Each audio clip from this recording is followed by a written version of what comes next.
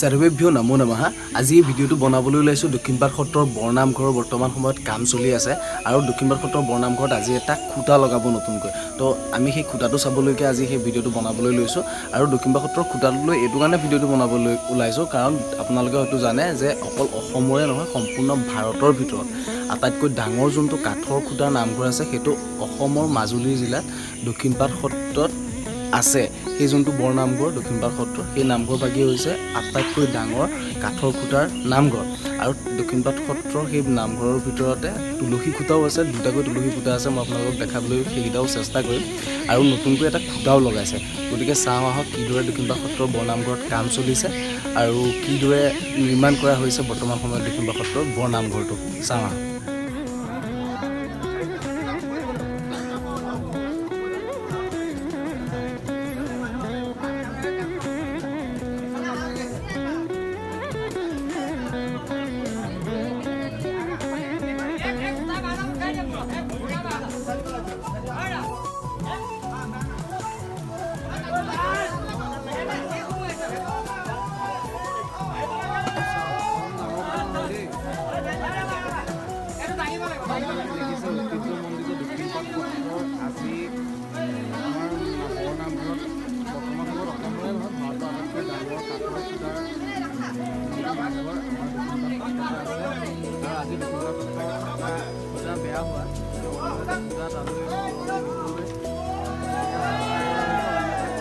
কাম চলি আছে বৰ্তমান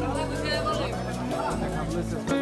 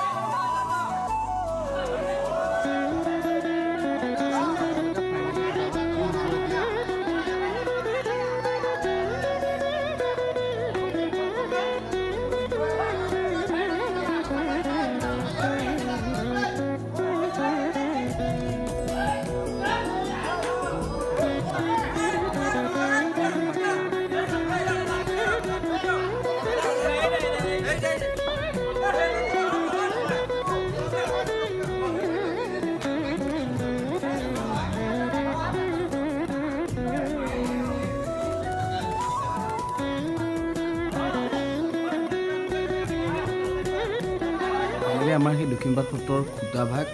থিয় কৰোৱা হ'ল আপোনালোকে চাওক কিদৰে খুঁটাটো লগাই থোৱা হৈছে গতিকে ইয়াত কাম চলি আছে এতিয়া আপোনালোকক দেখাবলৈ ওলাইছোঁ চৌপাশৰ দিশটো এতিয়া আন্ধাৰ হ'ল সন্ধ্যা সময় হোৱাৰ দৰে হ'ল গতিকে আপোনালোকক ভালদৰে দেখাব নোৱাৰিম বেলেগ এদিন আকৌ কেতিয়াবা দেখাম ইয়াত যোনটো দেখিছে এই দুটা হৈছে তুলসী খুঁটা এইটো এটা আৰু এটা এইটো এই দুইটা তুলসী খুঁটা আৰু বাকী এইটো নতুনকৈ লগোৱা হৈছে আৰু বাকী আপোনালোকে চাওক যিমানখিনি খুঁটা দেখিছে সেই ফ্ৰণ্টৰ চাৰিটা খুঁটাৰ বাহিৰে এইখিনি যিমানখিনি খুঁটা আছে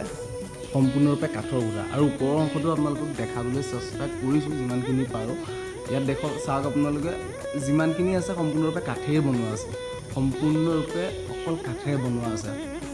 আৰু এতিয়া জাষ্ট নতুনকৈ আমাৰ নিৰ্মাণ কৰা হৈছে আমাৰ সত্ৰৰ এই নামঘৰ ভাগি চাৰিওকাষটো অকল পকা কৰি দিয়া আছে আগত এইখিনিও কেঁচা আছিল এইবিলাক চব কেঁচাই আছিল এতিয়া জাষ্ট পকা কৰি দিয়া হৈছে খুঁটাখিনি যাতে ভাল হৈ থাকে চাওক আপোনালোকে এইখনে হৈছে আমাৰ দক্ষিণপাট সত্ৰৰ বৰনামঘৰৰ ভিতৰ ভাগ এতিয়া ইয়াত কাম চলি আছে আৰু এইটো সেই খুঁটাটো যোনটো আজি লগোৱা হৈছে তো আপোনালোকক দেখালোঁ কিদৰে দক্ষিণপাট সত্ৰৰ বৰনামঘৰৰ কাম চলি আছে আৰু কিদৰে দক্ষিণপাট সত্ৰৰ বৰনামঘৰত আজি সেই খুঁটাভাগ লগোৱা হৈছে আৰু যদি আমাৰ ভিডিঅ'টো ভাল লাগিল তেনেহ'লে লাইক কৰিব কমেণ্ট কৰিব আৰু আমাৰ চেনেলটো ছাবস্ক্ৰাইব কৰিব আৰু আজিৰ বাবে বিদায়